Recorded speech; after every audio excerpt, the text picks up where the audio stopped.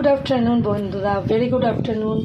দেখো আজকে কি বানালাম। আজকে এই সকাল থেকে রান্নাবান্না একটু তাড়াতাড়ি সেরে, সেই তো 6টার থেকে রান্নাবান্না করছি, তাই জন্য চলে এলাম একটু ভেজিটেবিল চপ বানাতে। এই সময় তো একটু বিটটা বেশি পাওয়া যায়, বেশি পরিমাণে পাওয়া যায়, তো বাজার দর সস্তা, মানে দাম বেশি এই ব্যাপারটার মধ্যে যাচ্ছি না, একটু বেশি পরিমাণে পাওয়া যায়।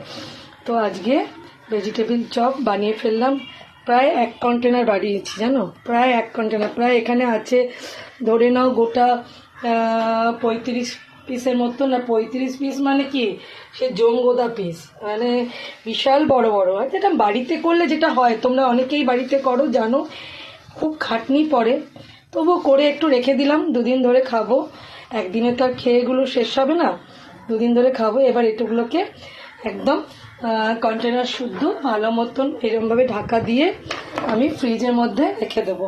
এবার এখান থেকে বার করব, বার করে ভেজে ভেজে আমি পরপর 2 দিন খাবো, স্যালাড দিয়ে, কাসুন্দি দিয়ে, যে যেটা দিয়ে, সস দিয়ে, যেরকম ব্যাপার, মানে যার যেটা ভালো লাগে।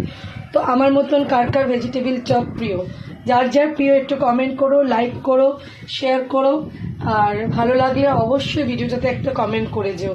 আমার কিন্তু ভেজিটেবিল চপ ভীষণ ভালো লাগে, আমার মতন অনেকেই লাভার আছো, তার জানিয়ে যেও।